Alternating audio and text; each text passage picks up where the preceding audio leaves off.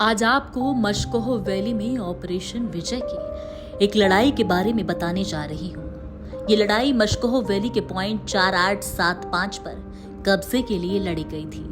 दरअसल आतंकियों के भेष में घुसपैठ कर आए पाकिस्तानी सैनिकों ने टाइगर हिल के पॉइंट 4875 पर अपना कब्जा जमा लिया था। समुद्र से करीब 15,990 फीट की ऊंचाई पर मशकोह वैली पर स्थित पॉइंट 4875 स्मारक नजरिए से बेहद अहम था।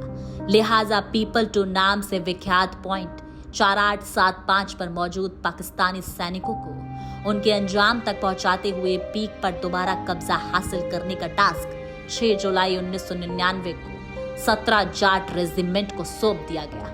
टास्क मिलते ही मेजर रितेश शर्मा के नेतृत्व में 17 जाट रेजिमेंट की चार्ली कंपनी अपने मिशन के लिए कूच कर गई और 7 जुलाई को दुश्मन के साथ भारतीय जाबाजों के साथ सीधा मुकाबला शुरू हो गया। कारगिल युद्ध के 25 वर्ष पूरे हो चुके हैं। इस युद्ध में कई हीरो रहे हैं। इसमें से एक थे कैप्टन अनुज नायर। 25 साल के अनुज अपनी बचपन की दोस्त से सगाई के लिए घर जाने वाले थे। तभी युद्ध छिड़ गया और उन्हें मोर्चे पर कारगिल जाना पड़ा। टाइगर हिल के पश्चिम में पॉइंट 4875 के एक हिस्से पीपल कॉम्प्लेक्स को खाली कराने की जिम्मेदारी 17 जाट रेजिमेंट के कैप्टन अनुज नायर को दी गई। कैप्टन नायर की सोच थी कि किसी भी तरह से इस पोस्ट को खाली करवाना है, जिसके लिए वह साथियों के साथ दबे पांव आगे बढ़ रहे थे। इसी बीच दुश्मन को इनके दस्तक देने की आहट मिल गई और उसने अनुज की टीम पर फायरिंग शुरू कर दी। कैप्टन ने साथियों के साथ मिलकर दुश्मन को करारा जवाब दिया और अकेले ही पाकिस्तान के 9 घुसपैठियों को मार गिराया। अनुज और उनके साथियों ने बाकी पाकिस्तानी घुसपैठियों को पीछे खदेड़ दिया। पीपल 2 पर 17 जाट ने लगभग विजय प्राप्त कर ली थी। घायल हो चुके कैप्टन अनुज नायर ने मशीन गन से बंकर को भी तबाह कर दिया था, लेकिन विजय का तिरंगा फहराने के लिए वह आगे बढ़ रहे थे कि दुश्मन का एक ग्रेनेड सीधा उनके ऊपर पड़ा और वह शहीद हो गए। इस बीच पाकिस्तानी घुसपैठियों ने वापस आकर पॉइंट 4875 पर कब्जा करना चाहा, लेकिन पीछे से दूसरी टीम के साथ कैप्टन बत्रा पहुंच चुके थे।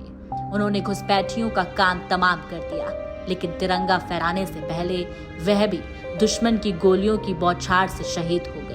हालांकि 4875 पर 7 जुलाई को ही झंडा फहरा दिया गया।